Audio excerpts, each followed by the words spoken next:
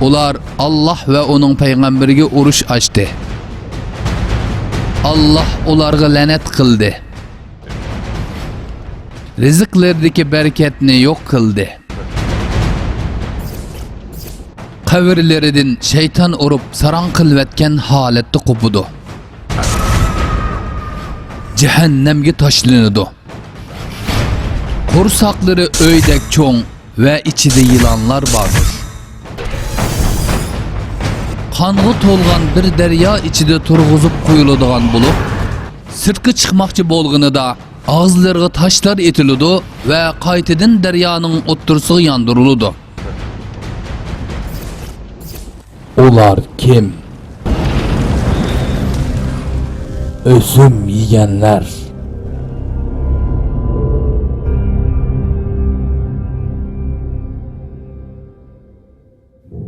Şundak, Kur'an'ın ayetleri ve hadis şerifler ösüm yiyenlerini biz yukarıda tilga algan süpetleri bilen süpetligen ve ular uçuraydıgan cezalarını bu şekilde bildirgen.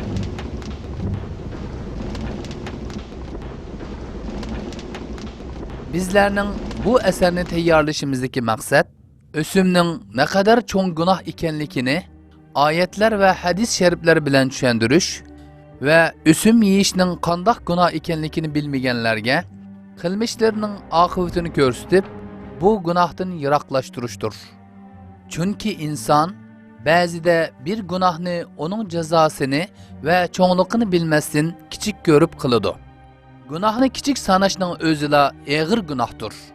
Ama tulumu efsus ki, bu esirinin köplegen musulmanları günahlarını pisat kılmasın, pervasizce günah kapatmakta.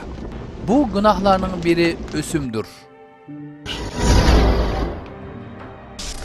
Efsus ki ösüm, namaz okuyduğun musulmanlarının bir kısmının içigime sınıp kirgen bulup, bir kısım müminler ösüm yese, yeni bir kısmı bankiden qarz ediş ismi bilen ösüm almakta ve kılvatkan günahının çoğunluğundan ve onun cezasından gafletde kalmakta.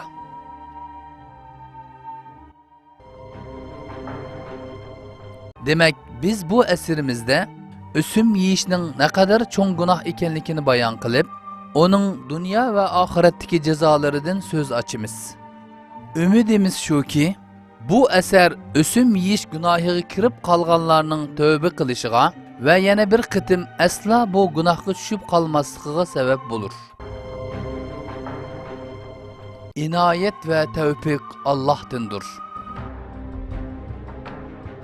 Emde ösüm günahıga kirip kalganlarını Allah'ın ayetleri ve Peygamberimizin hadis şerifleri bilen yalğız koyumuz.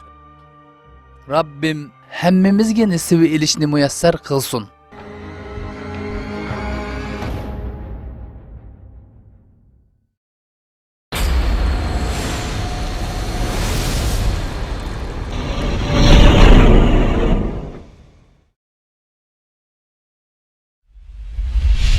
İyi iman etkan kişiler, hakiki mümin bolsanlar, Allah'ın emrigi muhalefetçilik kılıştın saklananlar.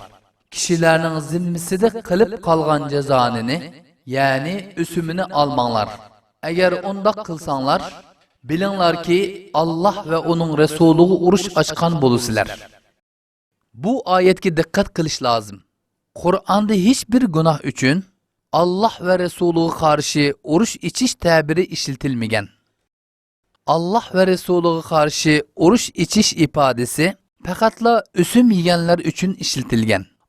Ösümnün Allah nazarida ne kadar çoğun günah ikenlikini görüstüşke, her halda bunçilik küpayidir. Emde ey ösüm yeydigan kişi, sen yigen ösüm sebebi bilen, kandak bir uruşqa kirgenlikini bilemsen?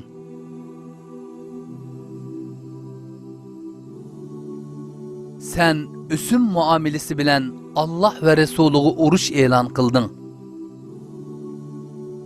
Allah bilen uruş kılgan biri hiç galbe kılar mı?